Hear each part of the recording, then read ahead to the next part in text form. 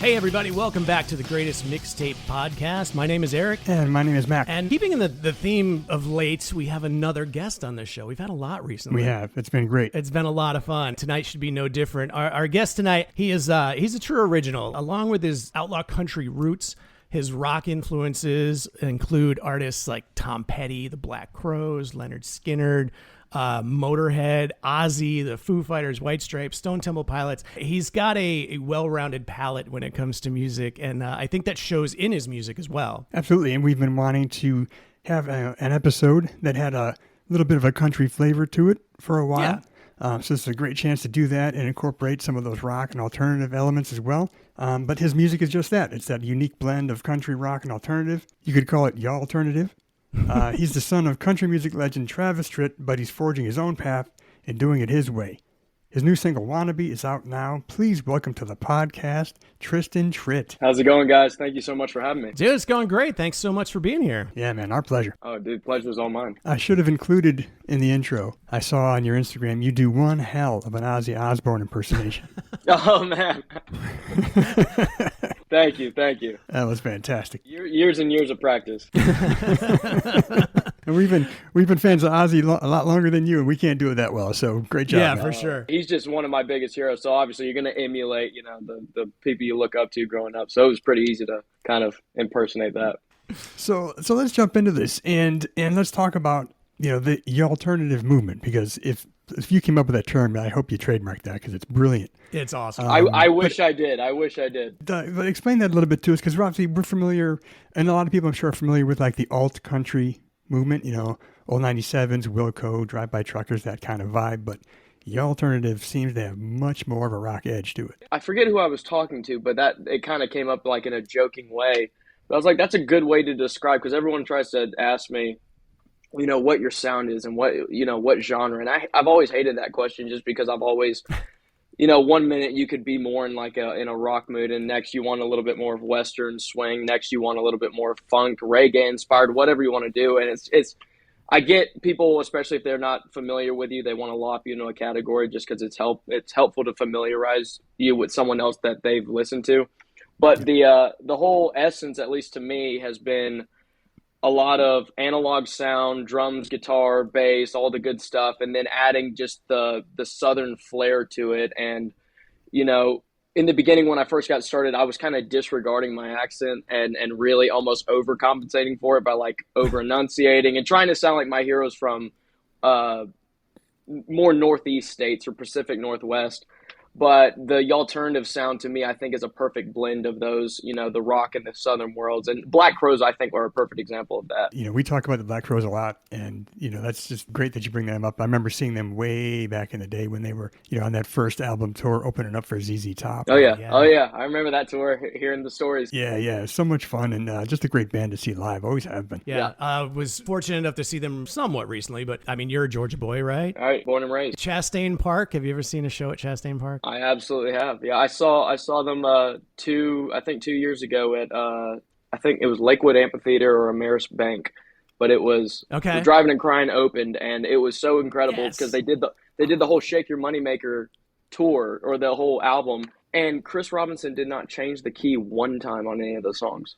It was incredible to me. Wow. Not one time. It was like he just sang it like it was brand new. It was unbelievable how talented that whole band is, but just Chris alone too. Well, speaking of the Black Crowes, we touched on some of your other influences in the intro, but can you maybe expand on that a little bit? What were your influences growing up, and then today?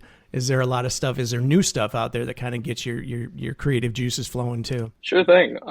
So growing up, my dad obviously was in the country music world. So he never strayed away from exposing me to all the greats: Willie Nelson, Waylon Jennings, Marshall Tucker Band, Leonard Skinner, all that stuff. But around the age of, I think it was like 9 or 10, right when Guitar Hero was getting really popular among people my age, I discovered Black Sabbath and Motorhead and all these bands I really had no clue about from that video game. And after that, it was off to the races. I just fell in love with anything from like 70s metal all the way into the 90s grunge, hair metal. I just became obsessed with the guitar riffs, the bombastic performances, everything about that. Just it really got my attention in a way that my dad didn't never really understood, but he always kind of pushed me to follow the music that gets your attention, because he was the same way. My grandfather wasn't really a huge fan of the Hank Juniors and stuff like that at that time, but it was, you find your own path. But the older rock was definitely what has motivated me. It's what I listened throughout high school, middle school, and still to current day. And you're talking about newer artists. There's a ton, and surprisingly, I think it's more in the country world that I'm seeing some of the best bands I've seen in probably the last 15 years. And they have rock elements to them, but there's one from Nashville called Dexter and the Moon Rocks. There's one, Treaty Oak Revival from Texas. There's just a ton of these great new bands out there that are really doing something special. You can tell they have influences, but like me, they're still trying to have their own individual fingerprint, which is just, it's super motivational. That's awesome. And we love, getting exposed to new stuff. It's one of the fun things about doing a show like this, between guests coming on and telling us about new stuff, or, listeners sending us emails. Oh, if you guys like this band, check out this band. It's such a great time to be a music fan too. Oh, absolutely. Yeah. And there's so much music now available. I mean, sometimes it's a little daunting, because what is it, like 60,000 songs a day being released on Spotify alone? But if you got people with a good ear, it definitely helps, because they can always put you in the right directions to maybe bands you've never even heard of before, or artists you've never heard of, and it's always fun discovering those. So I have a bit of a follow-up question. Was there a moment in your life where you kind of had that aha moment where you caught the music bug, or did you just know, like, basically from birth that, like, this is what you were born to do? I think everyone has those moments when they're growing up, when you're singing with your hairbrush in your hand, and it just, like, in your mind, that just seems like the ideal thing to do. But growing up in music, there was always something that I almost got through osmosis by standing on the side of the stage and working as a production assistant, and you feel the unison that a live show can do, where people from different walks of life are all in agreement of one artist or a festival, and for 90 minutes to a couple hours, everyone's just like, it's the most unified I've ever seen people. And that was one of the biggest things that caught my attention at 18, where I was like, this is what I want to do. I just want to bring people together and actually make them forget stuff for 90 minutes to 2 hours, whatever it is. And that's just always been kind of my ethos for it. That's awesome. Yeah. We actually touched on this on a recent episode, and you described it perfectly. It's so tribal. Different walks of life coming together. You've got that common interest. You all love that artist, even if you're from different backgrounds, but everybody is there for that one reason. And it's the greatest feeling in the world. Like you said, those 90 minutes or whatever when the artist is on stage and everybody's vibing. It's just so cool. It really is. And it's cool to see the new fans come in with the diehards. And if there's a good community behind it, there's encouragement always. It's like, oh no, check out this album, or check out the B-sides on this.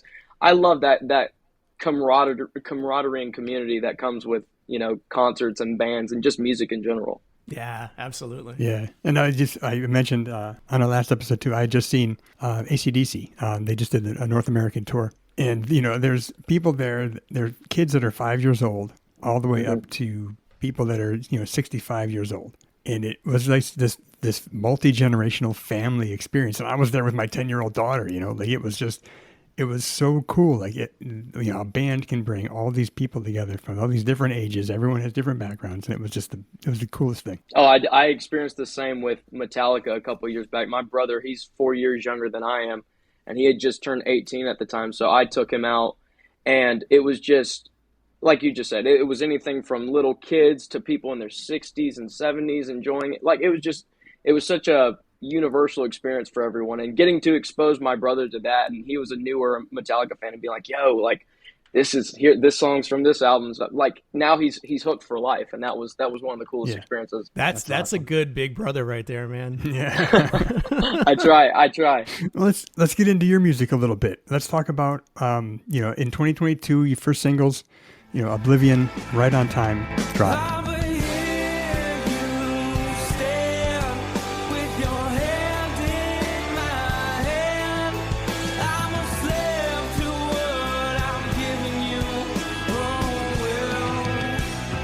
And you touched on it a little bit, how your sound is evolving since then. And that's only 3 years ago, but you're taking on a little bit, you're a little bit different sound. You want to just expand on that just a little bit? Of course. The first 2 singles. That was the first time I'd ever gotten to a recording studio for real, and especially in Nashville. I had all session players. It was like the old school way of doing things, and it was one of the coolest experiences I could have had for that time. But what it taught me as time went on and I started working with other producers and people that were, you know, operating out of their bedrooms, just the amount of sound you can create now with modern tech. And I was kind of always poo-poo, very pro analog, but I think there's a way to mix the old and the new and not compromise one or the other. So with sound being my top priority and, you know, wanting to write the best and create the best song I can, implementing all these new tools and stuff throughout the years has been a massive advantage for me. And it's also kept me in line and also brought me back, funny enough, to more of the traditional styles of recording where it's just like, hey, you and the guitar or just you and the kit or something, you know, you can get the best of both worlds in that way. So I think it's expanding, and it's always going to be expanding because I just love to learn more about the new tech that's dropping every single year. So it's an ongoing process, but I love being a part of it. Yeah, and I'm with you. When a lot of this new tech was coming out, and you know, Pro Tools and drum machines and all of those things, you know, I was very anti all of it as well, man. And yeah, at some point you have to embrace it because you're not going to change it, and fighting it, kicking and screaming is going to do no good. So you have to embrace it, but also recognizing, and I think listening to some of your music over the last couple of weeks, I feel like you're doing that. It's embracing what works for the song. You know what I mean? Sometimes there's just a song that, like, man, just a, you know, a program beat is perfect for the song. We don't need a live drummer. We don't need that feel. We really want that mechanical kind of vibe to it. And then, so you do it, you know, and then other times you're like, oh no, man, this needs to swing. It needs to be, you know, it's bluesy or whatever. And, you know, a live drummer, there's no better for something like that. So, you know, again, hearing a lot of that in your music. So I think that's important for younger artists to recognize too, that a lot of this tech it's not bad. No. And it's a tool at the end of the day, but I think, and this is just my kind of thought process on what the future is going to entail, obviously with everything being digitized and AI being what it is now and it growing day by day, I think that more people are going to crave the more human sounding elements of music. That is, it's the reason why old records are so timeless. It's like you can listen to Dark Side of the Moon in 2025 and it still takes you to a place. And those kind of records, I think that's going to be more and more prevalent as time goes on, because they're going to want to hear the humanity and not just something that's, you know, completely perfect and quantized and written by, you know, a chat bot that knows how to structure. They want the little imperfections, and that's something I'm leaning into more. It's like, oh, it's not supposed to be perfect. It's supposed to be human for that very reason. It's organic. I mean, you know, listen to old punk rock. I mean, it doesn't get more sloppy and, you know, but you can't match that energy and that vibe. No, absolutely. And those old punk records were huge. First off, the drumming on punk records needs to be talked about more because it's so intense and it's incredible how they're so dynamic. But even the essence, like the vocals on punk, I never really understood it at first. I'm like, this is terrible. But then after seeing a couple punk shows, you're like, oh, I get it. It's about it's the energy that it's all, you know, not trying to be too woo-woo with the shit, but it's definitely the energy that is behind all the words and all the screaming and the moshing. It's like, it's all an encompassing thing. And that it gave me such more of an appreciation of punk rock as well. Yeah. There's nothing like a live punk rock show. I mean, you can listen to the records all day long, and if you've never been to a show, I don't think you're going to get it fully. No, you know? No, not at all. First punk rock show I ever saw was in Arizona, and the lead singer had a shock collar on his neck. I guess he was really big into G.G. Allen, but he had a shock collar on his neck. And he threw the remote into the crowd, and people just started lighting him up. And I'm like, this is insane, but I love it. Yeah, I've never seen anything like that in my life. First show ever. I was like, look, that's a good way to get your cherry popped right there. That's amazing. He's letting the crowd shock him. Yeah. Oh my God. It was wild. That's killer. Well, just circling back to some of the influences for a second, there was a big one that stood out to me, especially in both Oblivion and Right on Time.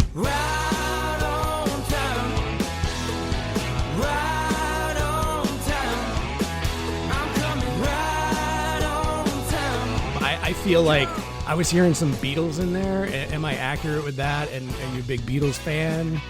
Huge Beatles fan. And funny enough, I've always been, me and my dad both agree on this, is we've always been huge Stones guys first. Like, I love the Rolling Stones. I adore them.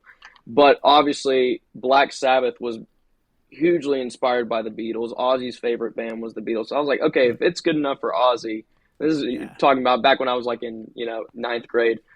I started looking back, and I think I listened to Revolver and then Sgt. Pepper first. But those are those records where you listen to them time and time again, and you catch little small nuances. It's like a Quentin Tarantino film. Right. But there's definitely been those kind of lingerings in my recordings. Obviously, I can't duplicate it the way they can, but it's just, I mean, they're timeless for a reason, and they're the Beatles. I mean, who doesn't want to have a little bit of the Beatles in their influence? That's like being an author and someone going, "Oh, I get a little bit of Hemingway in there." It's like, yeah, cool. Yeah. I wasn't too nervous about throwing that question out there because I'm like, nobody's going to come on a show like this, a musician, and say that they're not a Beatles fan. Right, so I was pretty confident throwing that one out there. Yeah. But you're right. I mean, just the very first time I heard those two songs, I was like, oh, I'm hearing that influence. I'm hearing the Beatles in there somewhere. Like there's layers, and I'm like, they're in there. I can hear them. Absolutely. And a big part of that, and I'd be remiss if I didn't mention it right now. The producer that worked on me with those first two tracks was a guy by the name of Leroy Powell, and he's done the Whiskey Myers album Firewater, which is one of the best modern day country rock albums you've ever heard. He's a genius and a virtuoso when it comes to sound and playing on the guitar, and he's a multi-instrumentalist. So he nudged me in the right direction with creating something great, Well, cool. Let's get into 2024. You dropped an EP called What Are We Doing? There's a couple songs on there that just standout tracks for me when I heard them. The first one being Sick of It. Yes, sir.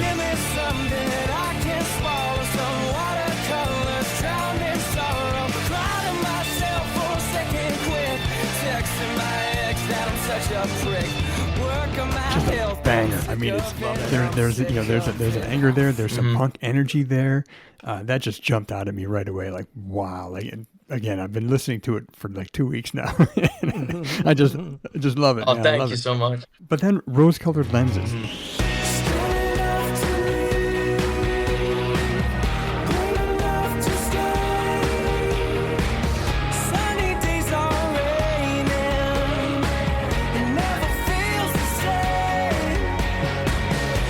I heard that song, and it represented great songwriting when I heard it. Oh, thank you. There's, between the lyrics and the melody, and it sort of sets a mood, that song. Mm-hmm. And earlier this year, we did an episode dedicated to Sunday morning music, the songs that just make your Sunday morning. Mm-hmm. When I heard Rose-Colored Lenses, I'm like, that's going on my Sunday morning playlist. Like that, there's something about that song that just kind of carried me away, and I was like, it's a beautiful song. I mean, I think that's something you should be really, really proud of, that song. Well, that song, and I like the fact that you mentioned Sick of It beforehand too, because those are kind of like the juxtapositions. Sick of It was It was a tongue-in-cheek, very, kind of pissed off, talking about your ex-girlfriend, drunk texting and all that stuff.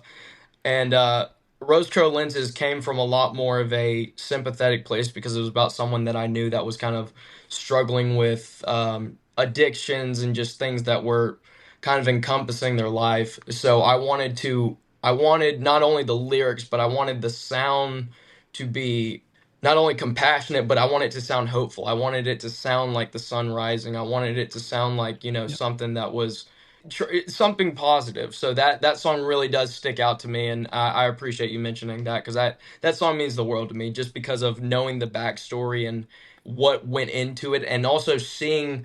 I've got recordings of when I first started playing it, and then hearing the end product of the song now is so.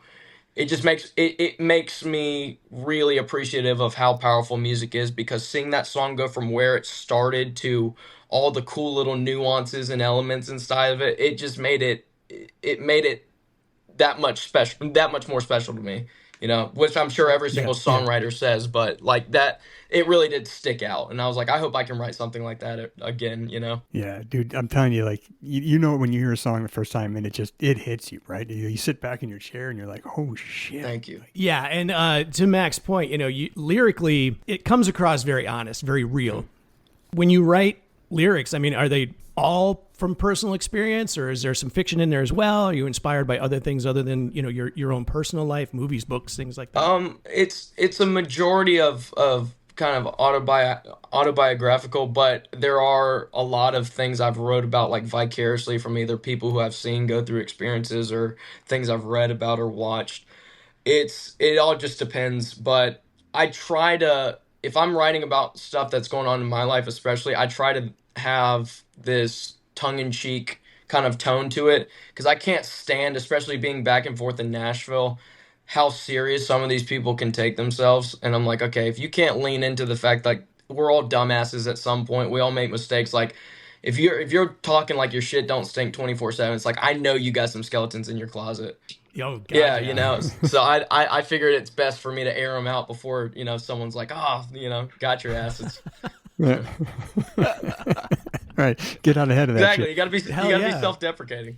Well, and I don't think, I mean, find me a hugely successful artist, and I'm sure they exist, but off the top of my head, I can't think of any. But find me a hugely successful musical artist over the years that does take themselves that seriously. Yeah. I just, everybody, I mean, you talked about Ozzy earlier. I mean, find a guy who's got a better sense of humor in the rock world than Ozzy Osbourne. Exactly. Or Lemmy. I mean, Lemmy was one of the funniest people that's ever walked the earth. Like, I love... 1,000%. Yeah, I love people like that, and all my heroes had that, that sort of self-deprecating humor, and I think that just makes it. If you're an artist or you're a songwriter and you're trying to get people to relate to your lyrics, there's no better way of doing that than first off being genuine and authentic, but also showing them warts and all. That's just that to me. Yeah. That's how I respect people. I don't look at them. I don't look down at someone when I know that they're a flawed human. I relate to them. It's a healthy outlook for life in general, man. Yeah, not just for songwriting, but I think everybody needs to live like that. Absolutely. Absolutely. So in 2025, the single "Stop the Ride." I want you to know this. I'm losing control with 6 feet of rope ain't enough to hold, so my feet don't touch the ground. Oh, Father, forgive me. I lost something in. Another standout track for me, and it sounds to me it's about the grind of chasing your dream, all the hard work, and of course the doubt and everything that comes along with it. Am I doing the right thing? Am I good enough? All those things, and of course the determination that comes along with that, the highs and lows of the being on stage. We talked about this before, where those however many minutes your set is, it's the greatest feeling in the world, of course, and it makes all the crap that precedes it go away. It makes it all worth it. Absolutely. Yeah, it's hard to convey that to people, especially if they haven't done it themselves. But I think there's a reason too why a song like Turn the Page by Bob Seger is so prominent still to this day, because there's still elements of it, of anyone who travels for a living or anyone who's just, going off to the military or something. They're away from the people that they love. They're out of their comfort zone.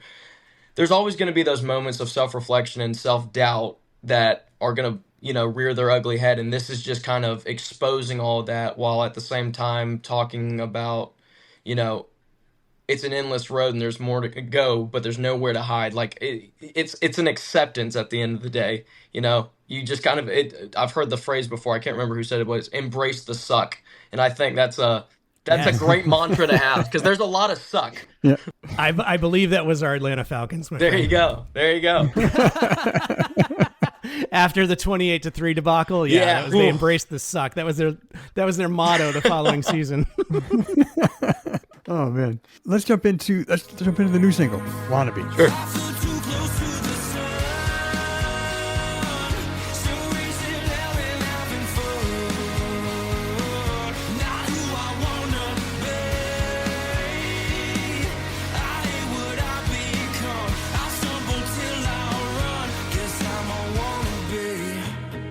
And again, lyrically, grabbed me right away.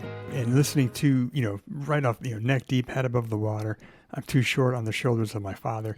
Lyrics that everybody can relate to. And I was telling Eric earlier, I lost my father 5 years ago, but I still feel like I'm living in his shadow in a sense. Absolutely.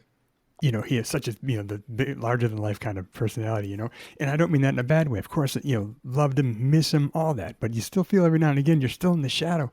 And listening to that song, dude, I was like, wow, like it just hit me, like I felt it. I was like, wow, like this is some fantastic songwriting right here. Thank you. And it's something that I think every man goes through in their life where they, in one way or another, they can either compare themselves to their father in a positive light or a negative light, and then towards the end of the song, obviously, there's the goddamn I've become my father. And there's Yep. always a positive and negative of that. It could be something like you look in the mirror, you're like, oh my God, like I'm losing my hair, like I'm something, anything like that. But it's, you know what I mean? But it's, yeah, it's one of those very human things that everyone goes through. And a lot of where that song came from was, first off, I wanted to write something that had a little bit of a Greek mythos to it. So I've always been a huge mythology fan. So I wanted it to be like the comparison of Icarus, the father and the son trying to fly too close to the sun. That's why I throw that lyric in there too. But on top of the Greek, what you would call it, throwing in the actual stuff that every man deals with the relationship with their father. Yeah. That's just something everyone can relate to. So I appreciate you enjoying the lyric. But yeah, it's just something we all. When I first released like the teasers, everyone was like, "Oh, is he like pissed off that his dad's who he is?" I'm like, "No, you're interpreting that. No, Not at quite the all. opposite. I'm beyond proud. I couldn't be more proud. It's just you also have to, if you're trying to create your own identity, especially in a world that like music where he's got such a strong identity, um, you be remiss not to acknowledge the fact that there is a massive shadow that you sometimes feel that you're standing in, and that's just that's part of life. And like you said, all of us can relate to that. All men can relate to those lyrics. For You don't sure. have to have a famous father. Right. You know what I mean? It's very relatable for everybody. I appreciate that. Yeah, 100%. I appreciate that. Okay, are you ready? I am ready. It's time for the Ride the Lightning Oh, round. perfect. Okay, so we did some research. We went through your socials, found more of your influences. So we're gonna make this kind of tough on you, but at the same time, there's just some stuff in here for fun too. So we'll roll through these. You got 10 of these to throw at you. When we get done, if you need to go back and explain or defend, we can give you time to do that. But are you ready? Let's do it. All right, Eric, you want to kick it off? All right, here we go. I'm going to come out swinging. Nirvana or Foo Fighters? I gotta go Nirvana. All right. Just for songwriting. Kurt was incredible. Amazing. Waylon Jennings or Willie Nelson? Waylon Jennings. Brooks or Dunn? I'm trying to remember which one's which. I'll go with Ronnie Dunn. All right, okay. Guns N' Roses or Motorhead? That's a good one. If I'm gonna go the most of their catalog, I'm gonna go Guns N' Roses. I'm gonna get crucified for that, but Appetite for Destruction. That's one of those rare listen all the way through albums. Yep. It's a unicorn, man. Absolutely. Yep. All right. Tom Petty and the Heartbreakers or Leonard Skinner? Tom Petty. Johnny Cash or Ozzy Osbourne? Ozzy Osbourne. Sublime or Collective Soul? Sublime. The Black Crowes or the White Stripes? Black Crowes. All right. I got another Brooks or Dunn for you. You ready for this one? Big or Rich? Oh God. Damn it. I know them both. Big. That's the stupidest one on the list. I'm sorry. Big Kenny's a sweetheart, so I'm gonna go with Big. All right. All right, last one. You ready for Go this? ahead. Better hair in the 90s. Billy Ray Cyrus or Travis Oh, Tritt? Travis fucking Tritt, man. What are you talking about? Now, better dance moves, Billy Ray. He wins that. He wins that all day. Oh my God, that was great, man. By you the did way, great. you need to make that a T-shirt and sell that at your merch table, man. Travis fucking Tritt. Oh yeah, is yeah. That's too good, man. I like that. That was exciting. That was fun. Are there anyone that you want to go back and defend or expand upon or anything like that? Or? Okay, so Johnny Cash or Ozzy Osbourne. Tonality of voice wise and something that I can always go back to is, for some reason, I don't know if it was because it was the first thing that I was really exposed to that was my own. I knew Johnny Cash before Ozzy, but I think just something about Ozzy's voice to me is it's almost comforting in a weird way. So I have to defend that. But another one too, it was Sublime and Collective Soul. I wrote a song a couple years back and stayed with Ed Roland, who's a genius. And I would be remiss if I didn't give Collective Soul their due, because Ed really is the mastermind of that whole thing. The whole band's talented, but Oh, yeah. Ed is a super genius. Like, that guy's, the way he thinks creatively, it makes me feel like, like a troglodyte. Like, I can't do anything. Like, he's the Willy Wonka of sound, and it's truly incredible. Yeah, Eric, you said you see Ed around Atlanta quite a bit, huh? Oh my God, yeah, we were just talking about this before we hit record. How, like I've seen him a million times. Like you go to an art festival in the park, I'm like, oh, there's Ed Roland. Go to dinner at for Easter dinner at some fancy place. I'm like, oh, there's Ed Roland. Yeah. I just see him all the time around Atlanta. Yeah, especially when his hair's dyed blue, it's hard to miss him. Yeah, right. He's such a sweetheart though, and funny as shit. No kidding. Well, now I have an excuse to walk up and introduce myself and say that we're pals. I will use this as an excuse to talk to Ed Roland next time I see him. Please do. Nice. All right, man, that was a lot of fun, dude. Listen, I just want to get it out there. Check out Tristan and his music. Obviously, Spotify, Apple Music, anywhere you can stream your music, you got to check out Tristan's music. And check out the new single, Wannabe. Follow him on Instagram, YouTube, TikTok. He's everywhere. Great social content that he's sharing on all three of those different channels. So if you're on any one of them, find Tristan Tritt and give him a follow. Thank you guys so much for having me on. You got it, man. Yeah, thanks for being here, man. It was an absolute blast. All right, till next time, y'all. Oh, what do you say, Eric? You want to finish up with some shout-outs? Absolutely. Let's do it. All right. We got some new and returning listeners we want to give shout-out to. Love it. Starting with Frankenthal, Germany. Dusseldorf, Germany. Nice. You know what I always think about when I hear Dusseldorf? I don't know. I think about Magnum P.I. And he used to drink old Dusseldorf beer. Wow, that's a throwback, bro. Yeah. Wow, that's some crazy trivia shit, too. I did not know that. Imagine Old if I Dusseldorf beer. had useful information rattling around in my brain. I'm telling you, man. And we carry on. Apodaca, Mexico. Sure. Osaka, Japan. Milan, Italy. Philadelphia, Pennsylvania. Atlanta, Georgia. Sweet. Cedar Rapids, Iowa. Roanoke, Virginia. Rahway, New Jersey. Thousand Oaks, California. Brookfield, Connecticut. Beckett, Massachusetts. Oh, yeah. Yeah, we know what that's for. Ogden, Utah. And Eric, Wyalusing, Pennsylvania. I'm impressed. No, I thought you were going to butcher that when I saw it coming, and I was like, ooh, he's gonna kill this one. No, nice job. Well, for all we know, I may have. That's true. That's true. We may get some hate mail. Here I am patting you on the back. You might have gotten it wrong anyway. But hey, if you're a fan of the show, you like what we're doing, rate us, review us, subscribe, follow us on socials. We're on YouTube and Instagram and Threads.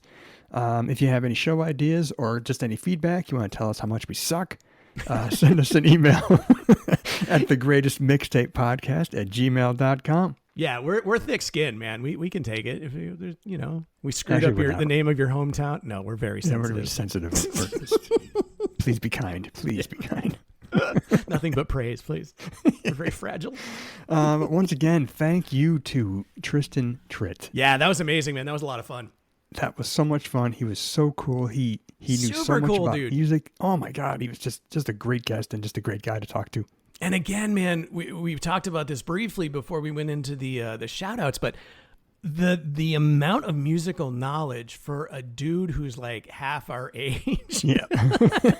That was amazing, man. Impressive. Really. Impressive. So yeah, Tristan, thanks so much for being on the show, man. We really appreciate it. Yeah, man, can't thank you enough. Check out his new single, Wannabe, on Spotify or wherever you stream your music.